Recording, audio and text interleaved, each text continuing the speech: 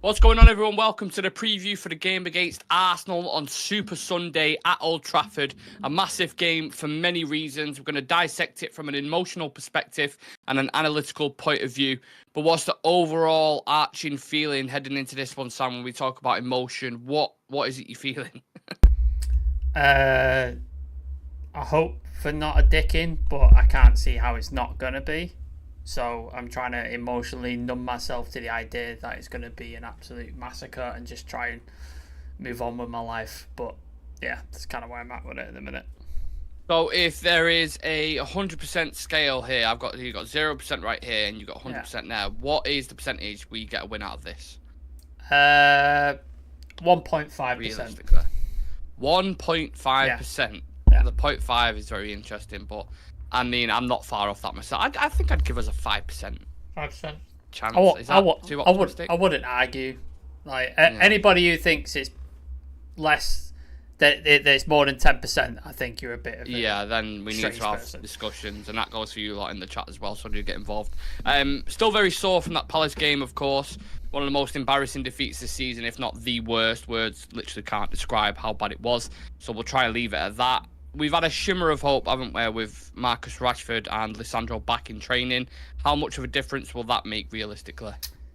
Rashford, nothing whatsoever, because he's essentially useless at this point for us. Lisandro, I just don't want to. I'd rather not play him, to be honest with you. You think it'd be rushing him back? Yeah, I think he's been injured twice because we've pushed him back, and he's also ignored rehab the first time. So I just think save him. If you want to bring him on at the end for 10 minutes, cool. But save him for the FA Cup final, because if you're going to try and pull anything out of a shitty situation, you'd love to have a great performance against City in a final. And if we go down swinging, and you'd need Lisandro to be a part of that. So get as much rest as he can, and then balance it with minutes here, there, and everywhere. Get him up to fitness as much as you can in these next 3 games. And then hopefully he can start against City. But that's how I would do it with Lisandro. I don't really care if he plays. Like, I don't think, we need Lisandro, because the season's done. With or without Lisandro, I think we still get beat by Arsenal quite easily. So I just think, let's just rest him. Fuck it. Yeah. It's like you saying it, like when you can't push a pig out in the lake and write swan in lipstick and call it and think it's a swan. But he'll certainly mask some of the shit that we've seen recently, especially in the back line. So I do think that kind of is interesting to see if he does go with him, if he risks him. And then the backfire you're going to get if he gets injured again and he misses the FA Cup final. You know, the fans are going to be on his fucking case. So it's a difficult selection, that. In terms of the game itself, we've seen this team capable of turning up in the big games, right? And I say that because the Aston Villa games, beat Aston Villa twice, very good team. First half against City I thought was decent until the inevitable crumble in the second half. And then the games against Liverpool as well. Any of that unknown in that? Because you hear Arsenal fans talk about it, and they're talking about it like we're a bit worried about this one. Is the substance in that? Or? Yeah, because Arteta's only won once at Old Trafford, I believe. I think since he's been in, and that wasn't in front of fans. I think it was during COVID. So in front of fans, he hasn't beating us at Old Trafford, so there's something there maybe. And yeah, the first season under Ten Hag, we got dicked by Brighton and Brentford, and we went into that Liverpool game and we were all like, this is just going to be a massacre, isn't it? This is just going to be it. And we pulled off a win. Yeah. We pulled off a win, and then literally the following week we pulled it off against Arsenal as well. So stranger things have happened. And that's why I say 1.5%, because it's never 100% that you're definitely going to lose. It's never 100%, because Arsenal could make mistakes. You could have a situation like you did in the Champions League with PSG, where they hit the bar and the post, what was it, like 8 times or something? Just wouldn't go in, and Dortmund capitalised and won, snatch and grab. You could see a situation like that. Or we get a lucky penalty, or we set up like we did against Liverpool and just keep them out, and then we get a counter over the top, right, Garnacho on the end of it, similar to Liverpool, and we went. Like, things like that can happen. I don't think it will happen. I don't see it happening, but it's possible. It's always possible, and it would be just like United to have such a fucking shit season, and then we pull out a win against Arsenal. It would be so like us, like us.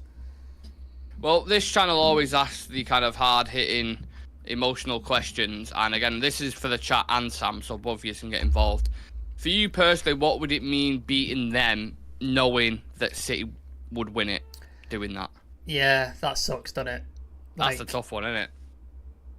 That's the only positive in it. If we do get beat by Arsenal, it helps them beat City possibly in the title charge. That's probably the only positive coming out of it. I, much like Chivy, grew up. Arsenal was the big rival when I was growing up. They were the ones that were the enemies and the people going against Fergie under Wenger, Patrick Vieira, Thierry Henry, Emmanuel Petit, all that kind of stuff. So I have hatred for Arsenal more than maybe a lot of modern day fans do, because after Wenger they kind of had a sort of down period where they weren't kind of up there. They were out of Champions League for a long time, didn't really win anything, and then Arteta comes in and he starts to build them back up, and they've been a title threat for the last 2 years. So many people were like, oh yeah, let's just have Arsenal win it. That'd be better than City winning 4 in a row. But for me, I grew up on Arsenal being the rival. I hated Arsenal. I hated Patrick Vieira. I hated them, every single one of them. Martin Keown, I couldn't stand him. Like with the Nistelrooy shoving him, the penalty, Jens Lehmann, all that shit. I hated it. Yeah. And then on top of that, Arsenal fans are unbearable. Second most insufferable fans on the planet, next to Liverpool fans. Scousers. Yeah, Scousers number one. Arsenal, jeez, because if they win, they will not shut up about it for the next 30 years. It will never go. It will never stop. And they would have matched the 20 as well, wouldn't they? They'll never stop. So it's just like you have to pick your battles, I suppose. And if City win 4 times, that sucks, because you're just like, they're going to dominate football for the next 3 years now, aren't they? After that, and it's just going to be a Bayern Munich type situation where they win the league for 12 years in a row and nobody can touch them, and that's kind of depressing as well. So yeah. It's probably the lesser of 2 evils, but it is going to suck either way, whether we win, lose, Arsenal win the title, City win the title. United fan, what was the Gary Neville thing? It's like picking someone to shag your wife, innit? Yeah. There's no solution here where you're going to be happy with it. It's just not. No.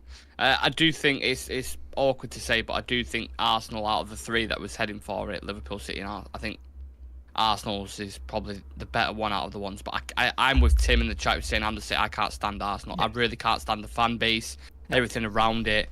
It's gonna. I don't know. I just seem to have more hatred towards Arsenal. I don't know if it's because of that, because City just don't mean anything to me. No, I just don't give. I don't care. Plastic club, no history. No. Plastic club built it on money and blood money and cheating, so it doesn't mean shit.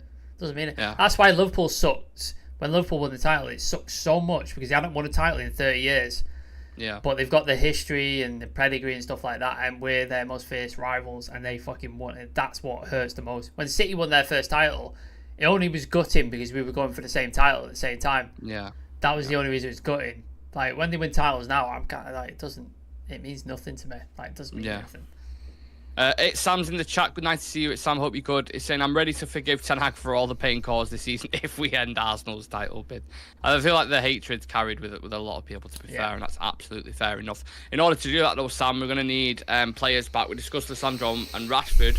Any hope for Bruno Fernandes at all? Because as much as it was a bad performance against Palace, we definitely missed him, didn't we? Do you think that was a bit of a reality check, maybe, for some fans? I think a lot of people give Bruno a lot of shit, don't they? Like, we do on occasion, and I think he does. When he deserves it. He deserves criticism. He deserves criticism, but to deny the impact he has on the team and to deny how important he is to this team, I think is a bit stupid and naive. Because you see what we're like without him. Like, we've not been without him many times. I think this one, and when did he have the suspension? When was that? Liverpool, wasn't it? Yeah, you saw that. You saw how bad it was when it's like there's no creativity, there's no urge to go forward, there's no sort of like. Look a bit lost, don't they? Players on the pitch. So, I think he is super important. I think he will do everything within his power to play. Like, if his leg's falling off, he'll stitch it back on and be like, no, I'm good to go. Like, he will do something. Have you personally heard anything on it? I've not seen anything on it myself. Apparently, though, I was listening to Talk of the Devils today. Yeah. And Ian Irving was talking about every time he's interviewed him, he's had a massive pack of ice on his ankle every single time. So he's clearly playing with something in his ankle. Something's going on with his ankle. So it must have been bad during the season, and then it's just got to a point where he cannot physically you can't play on it. Something's gone on. So whether the swellings go down or they're giving a painkiller injection, I don't know. But like, they could probably said to him, look, it's Crystal Palace, rest this game, and then hopefully we can get you ready for Arsenal. Yeah, don't worry about it. We've got Palace. I think maybe that was the thing. Maybe if it was naive, whatever. But then he probably wants to play in the Arsenal game, and he probably wants to play in the FA Cup final for sure. So they're probably going to manage his time. So maybe getting through the Arsenal game, and then he doesn't play at Newcastle and doesn't play at Brighton. Maybe they do that. I don't know, but I've not heard anything. I've not seen anything. Nothing's been. When's Ten Hag got his press conference tomorrow? Be tomorrow, yeah. Tomorrow, so 12 o'clock, which I will be covering, by the way. So make sure you just come and join that. Maybe we get an update then. Yeah, potentially. And another one I want to discuss the attacking dynamic, because as much as we could talk about service and stuff like that, I feel like that slowed down a little bit. It's obviously goal scoring, it's got any against Crystal Palace whatsoever. Garnacho on the left is a thing I wanted to discuss, because when he first started there, he was decent. That was his position, and then obviously Marcus came in, so then they eventually started shifting him to the right, where I really liked him. I remember the first game against Villa, where he scored a couple, and he was really good there. I'd like to see him back out on that side if Marcus comes back in on the left. Do you think that's Garnacho's best position? Would you agree? I think it's this season. I think it's definitely been his best position. Like, we saw when we put him on the right, we've seen so many people go on that right-hand side and fail, haven't we? Sancho didn't work. Bruno's played there. I fucking hate it when Bruno has to play there. Anthony obviously hasn't worked. I think Mason Mount's been out there a couple of times as well, I believe. Yeah. Especially in game, So yeah, that right-hand side's been dead for a long fucking time. Like, really just a desolate wasteland. And then Garnacho breathed a bit of life into it. So it was interesting. It was fun to see. He was dangerous. He was causing problems in the box. He was shooting, getting goals. I think on the left he plays a little more selfishly for some reason. I don't know why. Like, he just seems when he's on the left, he seems to be like head down, drive through, and then either make the pass when it's not suitable to make the pass, or shoot when he should be passing.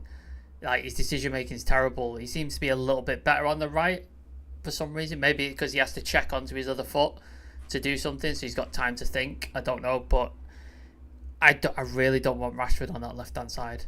Like, I really, really don't want it. That's where I disagree, because Rashford, for all his faults, I like him in the big games. He's got a very good record against the big six. How shit is that, though? Like, he always shows up for the big games. Like, fuck. It is, but we'd fucking need it. He scored, don't forget, last season when they played us at Old Trafford. He scored, didn't he, twice, I think. And Anthony scored one as well. So I don't know if that'd be in the back of Ten Hag's mind or not. But you should have. The gutting thing is as well, like, think maybe our season could have gone a little differently had that Garnacho goal been chalked onside at the Emirates, and Haaland had got a penalty. Do you know what I mean? Maybe things would be a little different, but it wasn't, and it isn't. So this is where we are. But yeah, I'm at the point with Rashford where I'm kind of done with him at this point. I think a lot of people are. I know Garnacho is wasteful there. I know his decision making is terrible, but at least he puts the effort in, puts the shift in, tries, and sometimes things come off. So I'd rather put him there. But if Rashford's fit, I see Ten Hag putting him there, and Garnacho goes back to the right if he's fit. I know for a fact, right, if Tuchel came in, let's say, for example, in the summer, he'd be dropped. He'd be one of the first players dropped. Hope so. Like, if you won't get a tune out of him. And you need to allow that, because he's had free reign for way too long. Shows up sometimes when he wants, has massive dips. A lot of the times, mega inconsistency. Does it in game as well? Does it, like, in game? Like, in City game. Like, City game, he scored the absolute banger, and then for the rest of the game, did fuck all. Well, it's like he scored. It's like he scored and went, yeah, I'm done. Like, I could check out now. Yeah. Like, it's weird. That moment when he was, I think he had like 10 yards ahead of Kyle Walker, and he went to nod it down, and that's like, you take them situations, you go 2-0 up against City, like, the fucking game completely. Was it the same game where he just went down dead easy on it? Yeah. I was furious. Everyone fucking was furious. It's like, you're in on goal, mate. Just fucking. It's ridiculous, that. But anyway. Yeah. Anyway, let's talk about Arsenal a little bit then. I'm just currently looking at the league table. They've played 36 games. They've got 2 games left. I don't know who the last game. I think it's Everton. Did he play on the last day? Interesting. They're on 83 points. And then Man City are on 82, but they've got 3 games left. I think they've still got Tottenham in their run as well. Yeah. A lot of pressure, obviously, heading into this one. They lost last season, which we've already referenced, but beat us at the Emirates. I actually really like that game at the Emirates. Sandro scored in that one. Remember, we had like the head bandage on. Yeah. Yeah. Rashford as well, I think, scored that fucking worldie of a goal where he nutmegged Thomas Partey. So the games used to be are usually decent, but if you've watched Arsenal, like I'm sure we both have, they always start off really quick, focused, sharp, like they just look on it straight away, and that's the big thing that worries me. Is there any kind of wiggle room, do you think, or anything anywhere we can hurt him, do you think, from whenever you've watched Arsenal? It has to be the counter, doesn't it? We have to try and beat him on the counter because we've got players quick enough who can get in behind, and you got to hope Bruno is fit to be able to provide that pass, or if Leach is fit 100%, he's capable of that pass as well. Yeah. So, even Casemiro, I know Casemiro's been awful, but when he can play that pass, when he decides to, so you got to try and do that, and it's weird to say that because you're playing at Old Trafford, you're playing at home, but this is how we beat them at Old Trafford last time. We soaked the pressure up, and then we just bang on the counter. Jadon Sancho, remember, like into the box, cut through a couple of players, and bang, is in the. Was that Liverpool? Liverpool. Yeah, sorry. Sancho. Antony was the Arsenal goal, wasn't it? Well, similar blueprint, innit? You know what I mean? Yeah. So I think that's how you're gonna have to do it, and the fans are gonna hate it, and it's gonna be like, we should be like, look at the state of the team at the minute. Like, look at the state of the injuries, look at the state of the play. You're just gonna have to go into survival mode and just try and get a win any way you can. And if that's the way you're gonna do it, you have to do it. But I don't see Ten Hag do it. He has done it in the past. So all these people who say, "Oh, he doesn't change his game plan," he has done this in the past. He did it against Liverpool, 0-0 draw. He did it the second game, Liverpool, and the game against Arsenal at Old Trafford. He has done it before, so it's not out of the question or the realms of possibility that he will do it. And that's how we have to do it. If he tries to play, it's over. It's done. Like, they're going to outplay us. They'll pass round us, and it'll be 4-5-6-0 in the back of the net, and it'll be game done match. And I'm hoping he sees that. I'm really, really hope he sees that. Because if he doesn't, I don't know how you can defend him. I really can't. I'm interested to see if he goes with Leacher and Casemiro, or he goes Leacher and Evans and pushes Casemiro into the midfield, or even drop. I suppose we'll get into that when we do the Predictions and XIs anyway. But yeah, I think that's an interesting situation. Just sticking with Arsenal, when you look, I'm not the jealous type, right? But when I look at Declan Rice perform for Arsenal, good player. He's the player I look at, right? And I'm like, we could have done with a fucking player like him, couldn't we? You know, like we're heading into the summer now. He is the exact kind of profile we need. Perfect. He's the perfect archetype of what you wanted, and everybody was like 105 million, but I think he's repaid that and some. I think he's been the only player too, really, as well, for that price. It's like Chelsea would buy 115 for Casido and stuff like that. And he just like he's been okay, but he's not been. Yeah, he's been all right. The levels that Declan Rice has. So yeah, it's a shame with it. Like, just think of how different our season could have been had we got like Declan Rice, Harry Kane. You know, those type of players. Holland, Casado, like all these players we were linked with. Ollie publicly wanted Rice for ages. Yeah. Casado was another one, 5 mil. Yeah. Haaland, he was pushing for as well. And it's like, imagine a different team. Imagine that midfield. You had Rice, De Jong, Bruno, and then you got Cobby backing them up as well with Harry Kane up front. Yeah. Like, it's a different world, man. It's a different fucking world. Yeah, and that's kind of the difference, and it's the fine line between what managers get, and obviously with us, the recruitment was like, Ten Hag was kind of doing it because he didn't really trust John Murtaugh. You look at the other side who were playing, someone like Arteta, their recruitment's been fucking spot on. I was going through their team before, and we spoke about players like Trossard, 30 million quid, what a fucking bargain that is. The academy prospects were like Martinelli and Saka, and Saliba, I think, was one as well. Yeah. Gabriel was like 30 million quid. Yeah. They picked up David Raya on loan. Like, these really astute signings in almost every single position. That's what we need in it. Like, when you look at the other side of the pot, you look at Arteta and Edu and how kind of fluent they are throughout the system. That's something else that we need as well, in it, almost to kind of go with that for the next 2 to 3 years and have a bit of faith in the manager. Kai Havertz is another one. Like, everybody was like, why the fuck has he bought this guy? Like, including myself. I was the same. Yeah, and then he was pretty poor for like a few months in the first season, and since like the turn of the year, he's been fantastic. He's not even a striker, and I think he's their top scorer, I believe. I think he's got most goals. So it's the impact of the thing, and everybody was saying the same about Anthony. It's just like he's poor, but you were like hoping. It's like, no, Ten Hag's work with him, he'll get something, it'll come, and it hasn't come. Like it hasn't developed. Whereas with Kai Havertz, it has. Arteta's like, no, I know there's something in there, I can develop something, and he has. And that's kind of, like you said, the fine margins there. Is taking players that people think, is it Jorginho, another one? Really, what was it, like 14 million? 10 million? Yeah. And he's just signed an extension he's not played every game, but he's been integral to certain games and it's just like, that's the difference. Like, we haven't built a squad in years. We've just lurched from one manager to another and just grabbed fucking players, whoever, put on massive contracts, and now we've got a dysfunctional team, and people are like, why can't Ten Hag play the style? Because the team's fucked. It's completely fucked. Whereas Arteta's been recruiting for, how long's he been there? 4 or 5 years? Yeah, 5 years I think it is now. He's been planning for years and slowly getting the pieces together, and he put a title challenge together last season, realised he wasn't quite up to snuff, has gone out, got Declan Rice, got a few others, and he's pushed again. And he may miss out again, but he's gone again, which sustained success. They're closer, aren't they? Because he bottled it much earlier last season. Yeah, sustained success. And then maybe this summer they get the number 9 that they obviously desperately need, and that might then tip them over to get. Tip them over. So that's the difference. And I'm hoping with Ineos, we have a similar vision. The next 3, 4, 5 years, we start building a squad.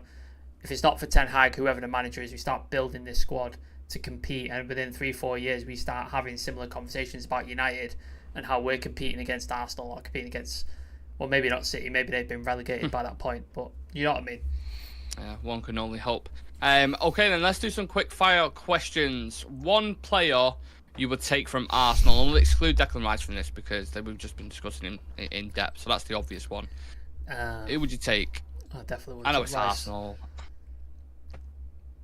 Who do Saka. you watch for their team? Saka. You take Saka for the right-hand side? Yeah. And he's a likeable guy in it. You can't really hate on Saka. He's nice lad. Yeah. Erdegaard is another one Z-Gold just put. Also put big up guys. I actually think we have a chance in this game. The players have to react. Anfield, Amrabat has to start on Sunday because Arsenal's physicality in midfield. You don't start Christian Eriksen in that midfield, for the love of God, please. Full strength. If we had a full strength team, do you think we'd give him a game? Absolutely. We saw it against the Emirates. We had near enough full strength. I can't remember off the top of my head. And we almost took it at the end with a wrongly disallowed offside goal. And then it just kind of all, after that, it kind of all fell apart. They scored 2 goals out of nothing, and we kind of collapsed and gave in. But I think up until that point, it was toe to toe, in my opinion. Yeah. I'm just going to double check actually who started that game, because I know Lissandro started. I know Garnacho started. Rashford so we had Onana, Wan-Bissaka, Lindelof, Martinez, Delot, Casemiro, Eriksen, Anthony, Bruno, Rashford, and then Martial up top. Yeah, so Højlund came on then, didn't he, at some point? Yeah, I think he did. Yeah. That was one of his first games, wasn't it? So not even, I'd say what, like 80% full strength there. There's a couple of players that you maybe wouldn't be like starters, but for the most part. This might be a loaded question. Biggest individual worry for the game? Whoever's at centre back. Yeah. Just depends who it is. And with that in mind, will Leach start? No. Prediction for man of the match? Arsenal, probably Odegaard. Yeah, I was going to say Odegaard. If I'm picking for United, tough. It's fucking difficult. I'll just pick a name out of a hat. Dalot. Okay, interesting.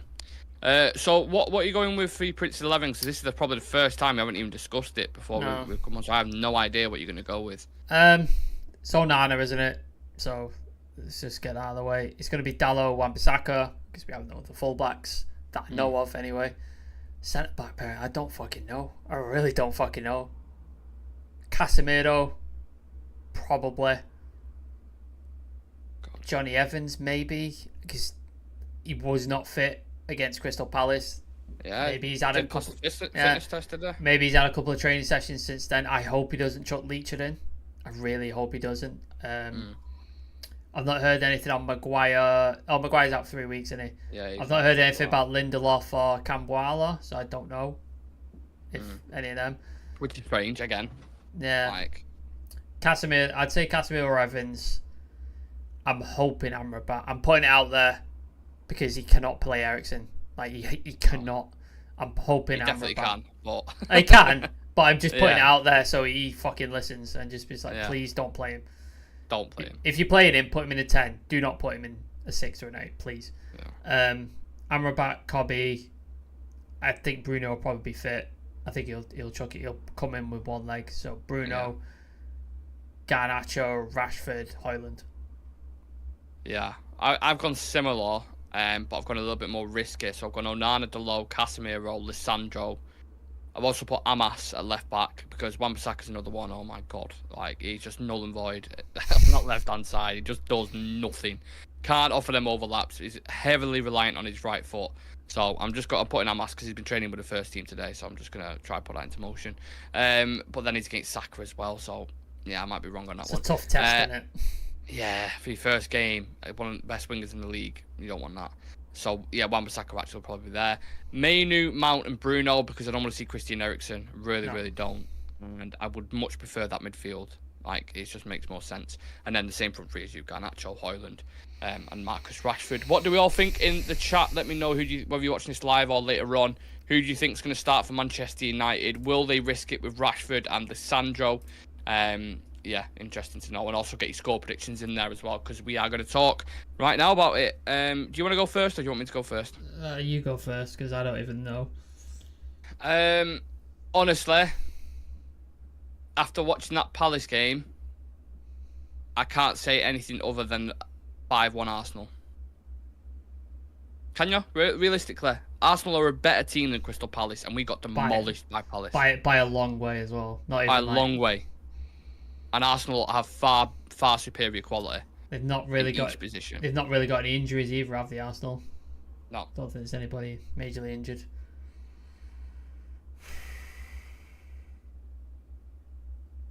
I go 6-2. You know, I thought it was bad. Wow. 3-2 United, says Z Gold. You have some ambition, mate, but fair play to you. Yeah, Tim99's even said 3-2 Arsenal, sadly, and Tim's usually the positive one. Yeah. The only saving grace is at Old Trafford. Mate, we've been shit at Old Trafford. We've been awful. I've been there all season. Yeah. It's been shit. Yeah. Oh. The only one was the Liverpool one where you're like, yeah, like that's probably the best. Apart from that, Villa, every other team who's come to Old Trafford have beat us. Really? Villa on Boxing Day. Villa, yeah, 3-2. Yeah. Sorry. It's Sam going 2-1 United. Fair play to you lads for having this faith, but let's have a discussion after the game and join us live.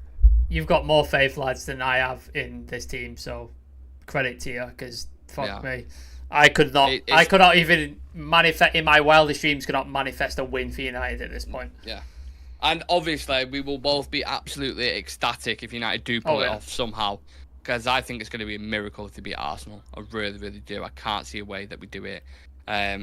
If Rashford and Leach are back and they start, it makes it a little bit more competitive, I'd probably say. But even then, the way they play, they are on it from minute one. I see early goals straight away as well in this game.